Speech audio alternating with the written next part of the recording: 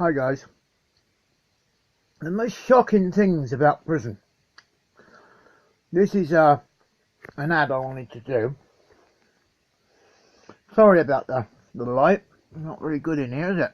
So go. Yep. It's a little bit better, isn't it? Right. Shocking things about prison.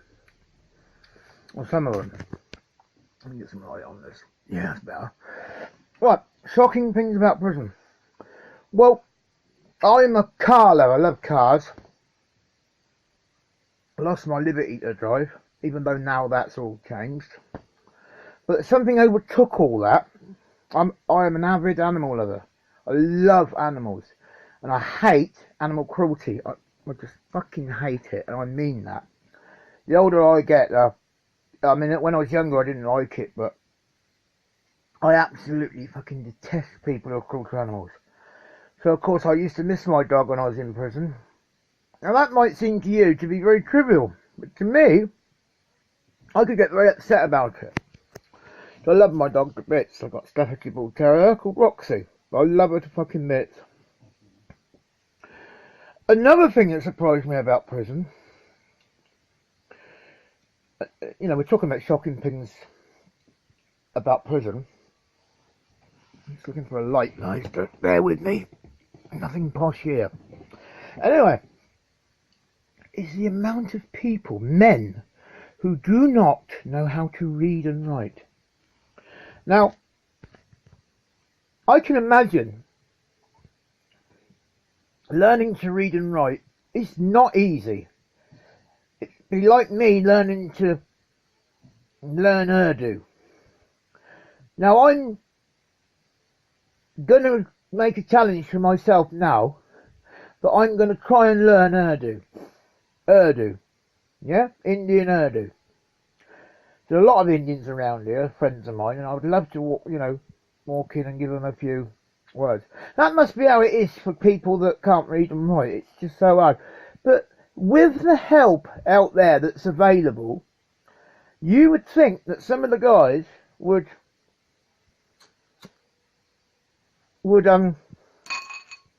take up the take up the challenge and just get it sorted. You know, life's a lot better when you can read and write.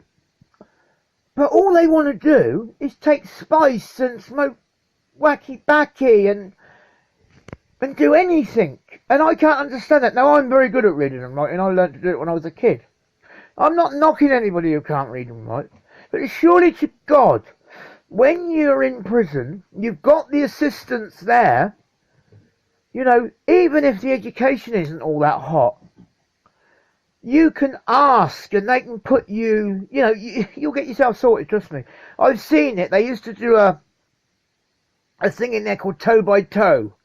It's kind of like a little thing where they help those that read it, you know, without embarrassing them, you know. Cons come and help you and all those kinds of things. So there are a lack of, yes, there is a lot a lack of rehabilitation now, but I refuse to believe that a guy who can't read and write is doing a prison sentence, or even if he's in and out, can't sort himself, can't get it sorted. I refuse to believe it. So whenever I come across anybody who can't read and write, you know, can you do me a letter? Yes, I'll write you a letter, but I can also write you an application form to get you some help so that you can learn to read and write.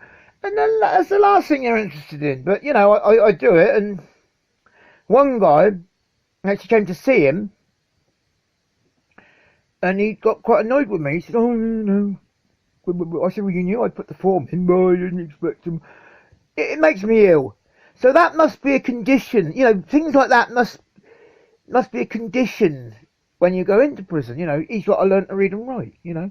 That's it's not exactly hard, is it? Anyway, things like that, little annoying little bloody things that might in the future keep him out of jail. Now, I'm not very good at mathematics, and I don't see grabbing a calculator as, you know, that's what I do. I mean, basic maths I'm okay, but when it comes to when it comes to more complicated mathematics, then I'm useless. That's where the calculator comes in. I'm prepared to admit that. And I hate mathematics, you know. But, you know, it just makes me sick when I see men that just don't want to do the basics in life, like reading and writing. And it's so much of a help. You know, if you go for an employment, even in a bloody McDonald's, and you say you can't read and write, what good are you? What good are you if you can't read an order? You know? It's just sickening. Anyway, you know, there are many shocking things about prison. Little things like that might not seem shocking, but it shocks me. And anybody who can't read and write, I just find shocking. Like some travelling, I mean, I've got a lot of travellers who are friends of mine. I understand that a lot of them can't read and write and haven't got a clue how to even go about it. And I do feel sorry for them guys, but they're driving about in 19 registrations or brand new transit vans and that. So, you know, it doesn't seem to stop them, does it? And they do tree work and stuff like that. So if that suits them, that suits them. They're not sitting in prison, are they? Anyway, there will be a number 2, shocking HMP Shockers number 2. This is HMP Shockers number 1.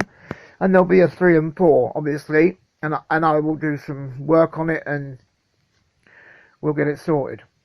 But yes, there are many things, simple little things that they could do in prison to make recidivism a thing of the past. Recidivism is returning to crime, returning to prison. For those of you who don't know. Anyway, respect guys 2020, and look out for video 2, yeah? And respect to Cody, the main man.